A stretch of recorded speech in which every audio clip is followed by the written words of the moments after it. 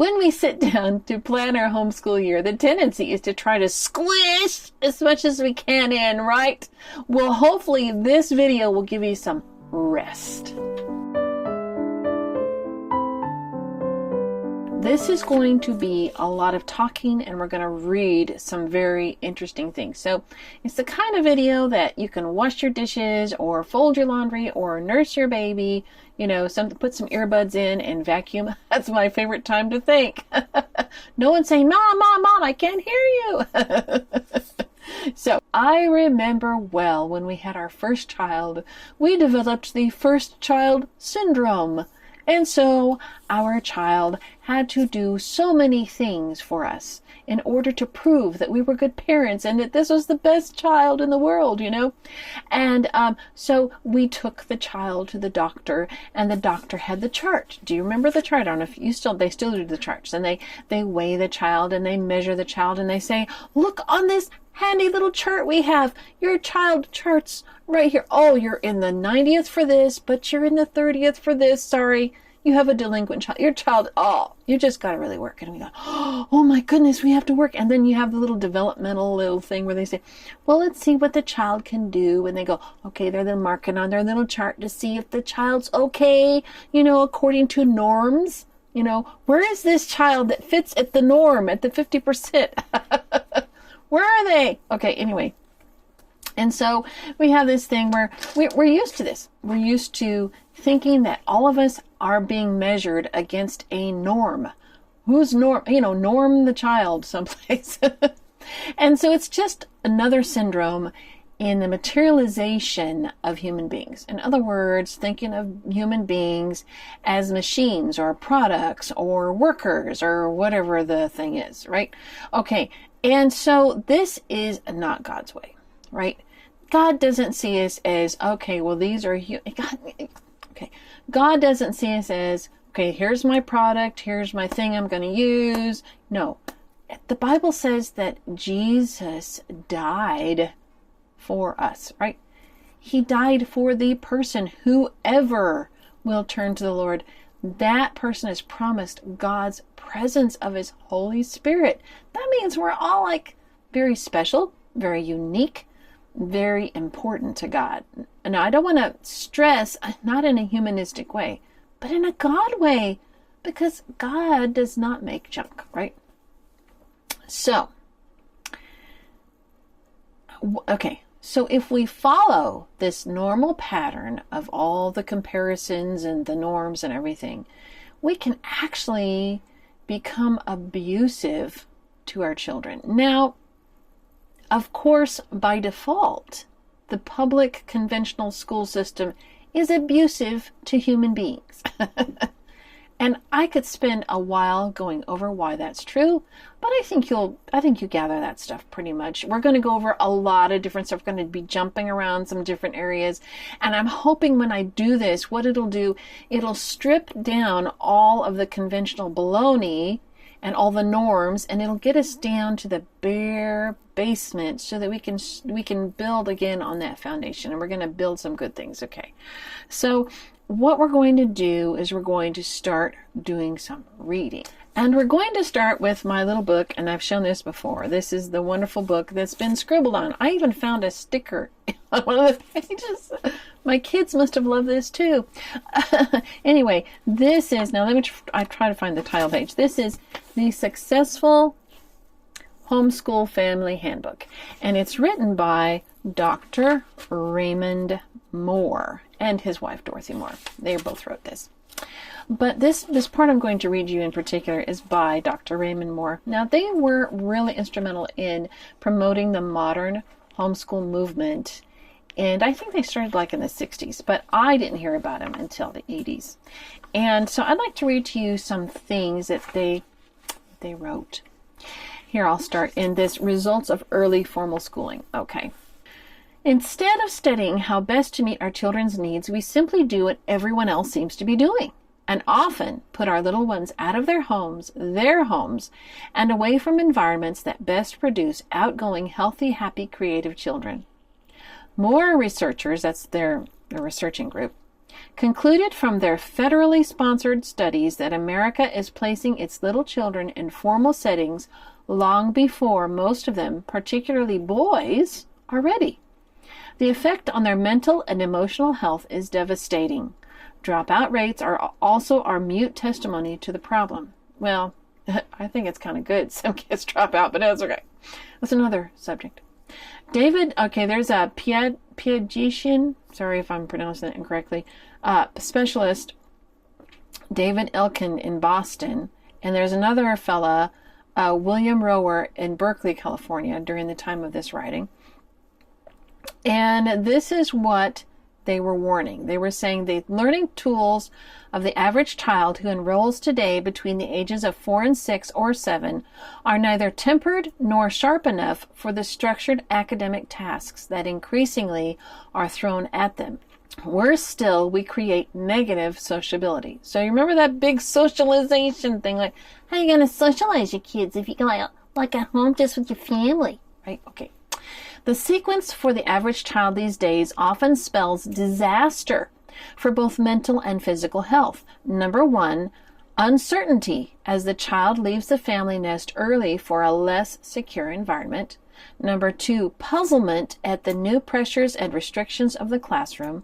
3, frustration because the new pressures and frustration because unready learning tools, senses, cognition, brain hemispheres, coordination cannot handle the regimentation of formal lessons and the pressures they bring.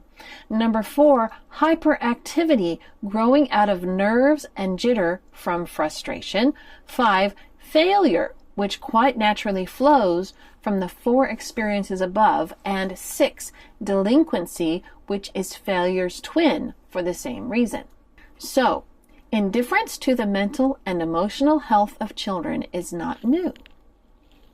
The pages of history outline great cycles that began with vigorous cultures awakening to the needs of children and ending with surrender of family ties and the death of societies and empires as children were rushed into formal learning either at home or in an institution. This is a tragedy now happening and startlingly is even endorsed by some in the name of religion. So we're going to talk now about just what he's talking about in the past. So our education system is by and large, like I said, I think either last video or the video before, we talked about how we are actually Greeks. We have been Hellenized. We have Greek ways of thinking and understanding our world because our country has, the Western world actually, has been influenced by the Greek culture. So the way the philosophers taught logic and all these types of things and the way we see information is from a Greek perspective. And I'll show you, let me read a little bit. He goes into this. Children of the State is the title of this. In ancient Greece, Aristotle and Plato, both homeschooled, somehow developed the idea that the state owned the family and advanced the philosophy of subjugation of children to the state. In his book 6, Plato emphasized the importance of getting to the young and tender mind. He wrote, "That is the time when the character is molded and easily takes any impress one may wish to stamp on it." Right? And in Crito, his perspective was clearly totalitarian. "Since you were brought into the world and nurtured by us, the state, can you deny in the first place that you are our child and slave?" So, the Platonic idea is that the state is the nanny of the children, which frees the parents to do what they deem more important, interesting things than taking care of children, and therefore each child is the slave of the state that raised him. Okay. Plato's disciple, Aristotle, yes, later declared in his Politics that the state is by nature clearly prior to the family and to the individual, since the whole is of necessity prior to the part. So, the state is higher in importance than the family. And he advanced the idea that the state should be in charge of the child at least by age 7.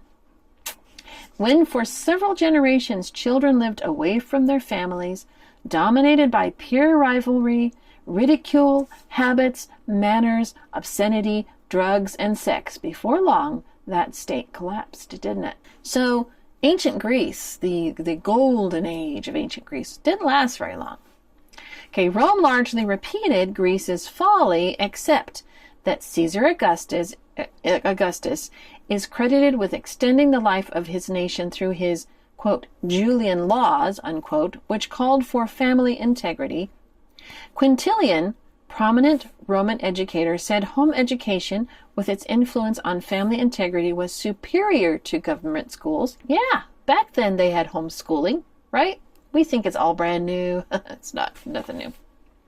Okay. But convention prevailed, totalitarianism again won out, and Rome as an empire collapsed, its society handicapped by a weakened family base. Now, the Julian laws said this. Number 1, you should be married rather than live together out of wedlock. Number 2, you should have children. And number 3, you should take care of your old folks. Basic stuff, basic biblical stuff. That's the kind of stuff that builds a society. That's the kind of stuff that works. Now, of course, we're abandoning that, right? Okay, but homeschooling can bring us back. So the idea from Plato and Aristotle is in loco parentis, right? And so a lot of other rulers, and we talked about this a couple times ago, why shouldn't the state be like the master parent? Like it. Later, Marx, Gandhi, Mao Zedong, likewise were willing to sacrifice the fabric of the traditional family for the economic welfare of the state.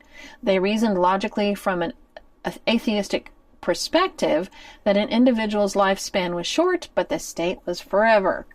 So, yeah, not really, but, that's what they thought. There is increasing insistence by many that the state owns the child. And did you know that the Supreme Court ruled that once you surrender your child to a public school, then that public school actually, they supersede your parenting of that child. And they did that so they can do, certain awful things. They're, mutilating children and stuff nowadays. But anyway, let's get a second voice on this, shall we? Now, this is The Heart of Wisdom by Robin Sampson, and she has this to say. Well, she didn't say this, actually. This was written by Tom Eldridge in Safely Home. Okay. So he says this.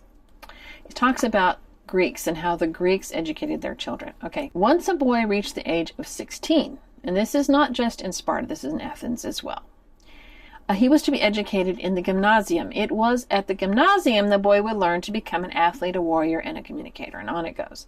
Then it said, the driving religious philosophy behind the Greek system was the worship of man. Their system did produce great knowledge, but it also produced pride, immorality, nakedness, institutionalism, dependence on government, a militaristic philosophy, and a destruction of family cohesiveness and love. And this was the path the Greeks followed. Indeed, their adoration of the naked body, the education of boys in the gymnasiums, where young and old exercised together in the nude, and the tutelage of young boys by older men, other than the boys' own fathers, combined to reap for them the great number of homosexuals, for which the Greeks are remembered. In the final stages of this downward trend, children were left standing without the protection and provision of the family. Even custodial care of children became a public instead of a private concern. The role of the family was replaced by the state, and each person lived his life clamoring selfishly for his share of government services and rights. After the philosophies of Plato and Socrates were popularized, the Greeks moved from a non-familistic culture to an anti-familistic culture, represented by the individual and the state alone. It could be said that the Greek civilization committed suicide. When they destroyed the family, they destroyed the only institution that had any spiritual meaning to it, that contained any meaningful relationships. Okay. Without this, there was no reason to bring children into the world. As a result, they could not even provide their armies with enough soldiers to protect their civilization. In short, without the family, they were dead. Okay. And then we have Alexander the Great, and after his fall, there was the Hellenization of the world, and these principles have been passed on, sometimes less than others. Like after the fall of Rome, there was a break where Hellenization wasn't as great. But then the Greeks were persecuted by the Ottoman Empire. They ran into Northern Europe, and all the Greek stuff was again discovered, and that's what they call the Renaissance, right? And then all this stuff spread, and it led to Enlightenment and rationalism, and we have higher criticism and all this other stuff. Anyway, so one thing leads to another, right? So now with that, I would like to read you some of the kind of interesting quotes from those folks that formed our own education system. And we talked about this before, but I don't think I read these quotes. So I'm going to read to you first something from Horace Mann. Remember, he's the guy that went back to Prussia to discover the system they formulated after the Spartan system, okay, and he wanted to bring it to America. And he is the first secretary of the newly established Massachusetts Board of Education, 1813.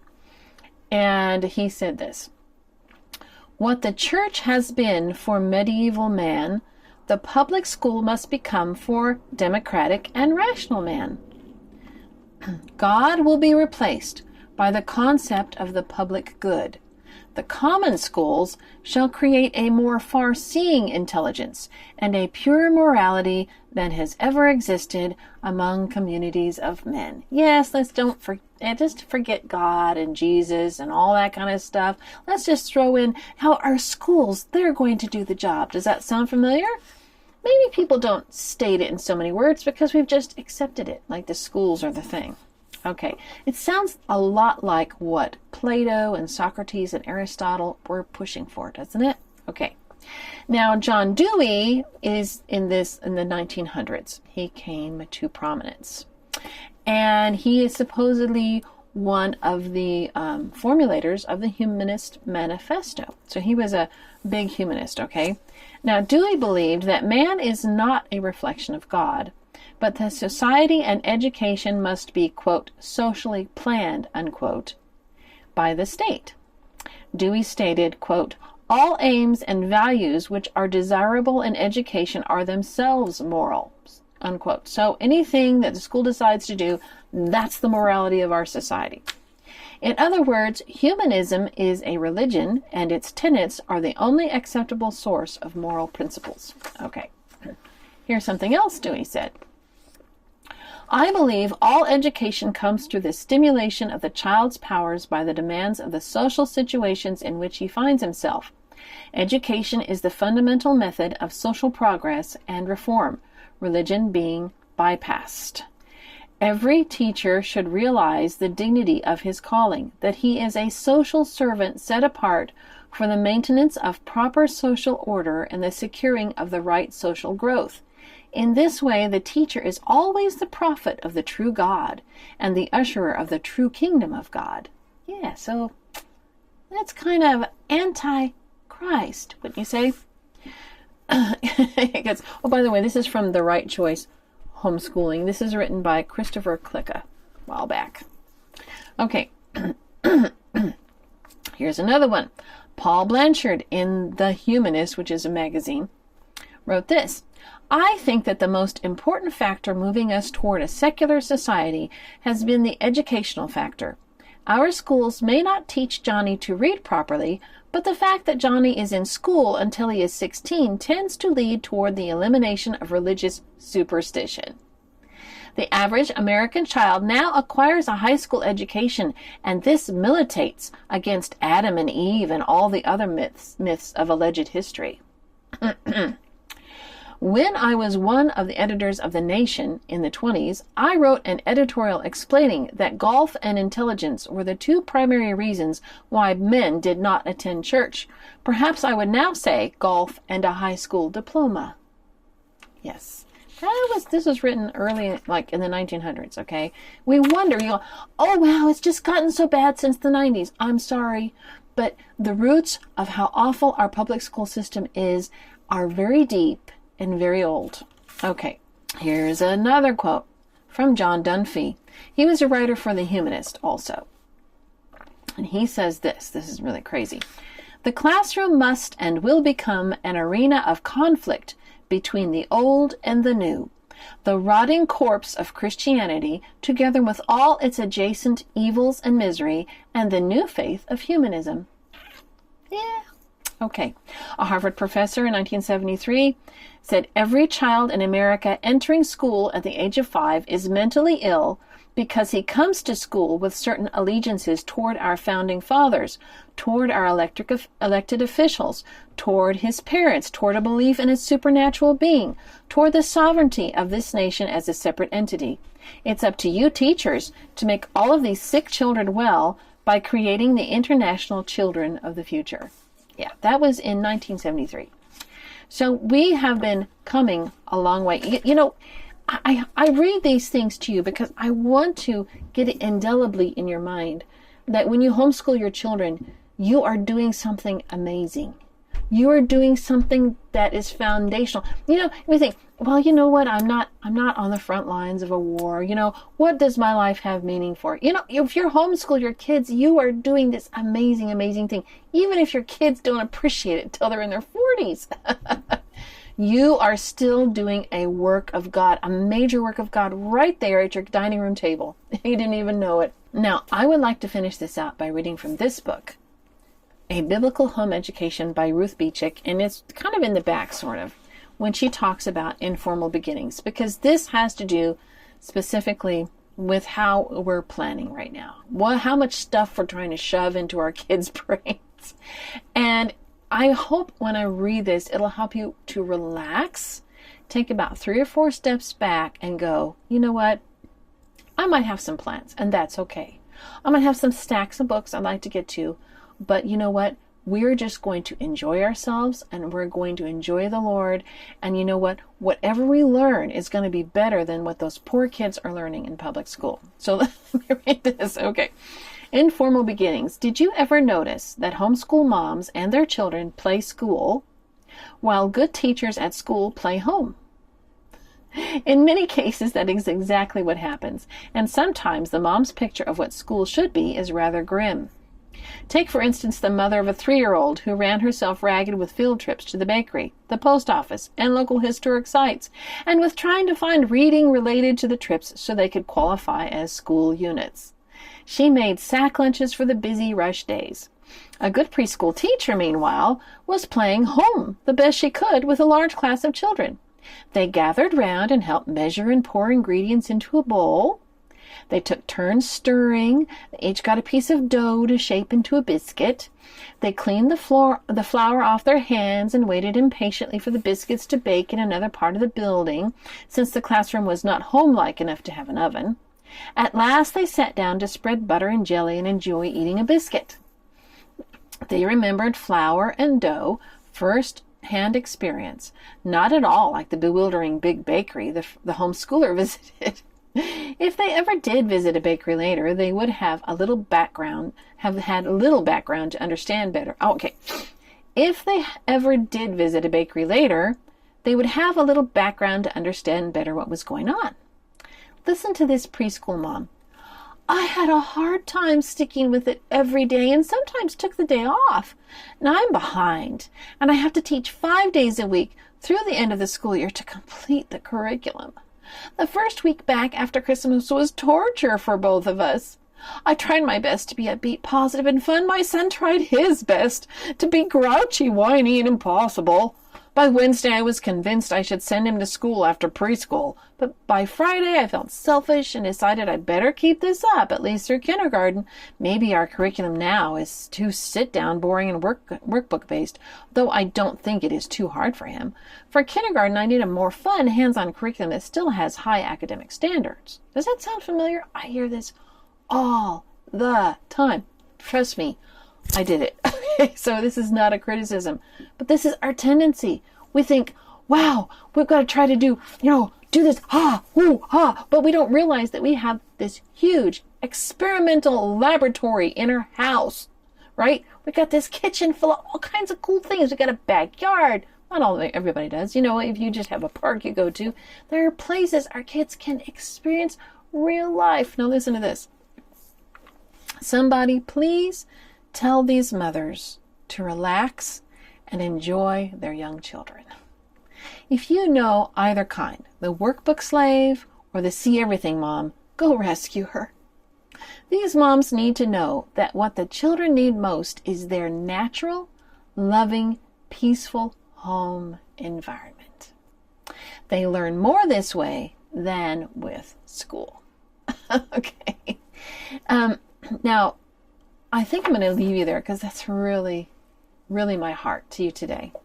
I really want you, I beg of you, please don't make some mistakes that I made. No, just be willing to look at your children through the eyes of a loving God. And you know what? You probably need some healing, right? You need healing from going through that system and seeing yourself as a product and seeing yourself as someone who failed and you felt bad because you had the jitters or you were embarrassed or, you know, I can remember when I was so scared of having to ask to use the restroom. And when I went to the restroom in my elementary school, there were no doors on the stalls. This was so embarrassing. I'm a very private person. I don't know if anybody else felt this way, but I just felt like that's the last place I wanted to go potty. And so I would try to hold it all day long at school. Why? Because schools are not a place where little kids are meant to feel comfortable as who they are. But you can do that at home. You can let your children relax and enjoy learning. And I got to tell you, when I have relaxed and allowed my children to enjoy their learning, and I'm not talking about just little tiny kids, I'm talking as they grow older. My kids are natural, voracious learners, and not just academic subjects. They tackle a lot of different things. A lot of things that the people say you can't do that, they'll find ways to do it. They have always done that. Since I homeschooled, you know, I started homeschooling in 1989, officially. Since I started, and since I started laying back and not trying to smush and squish my kids, you know what? They blossomed and they've done amazing things. So I hope this blesses you. I hope I haven't talked too long. And please like and subscribe. Have a wonderful day. Bye-bye.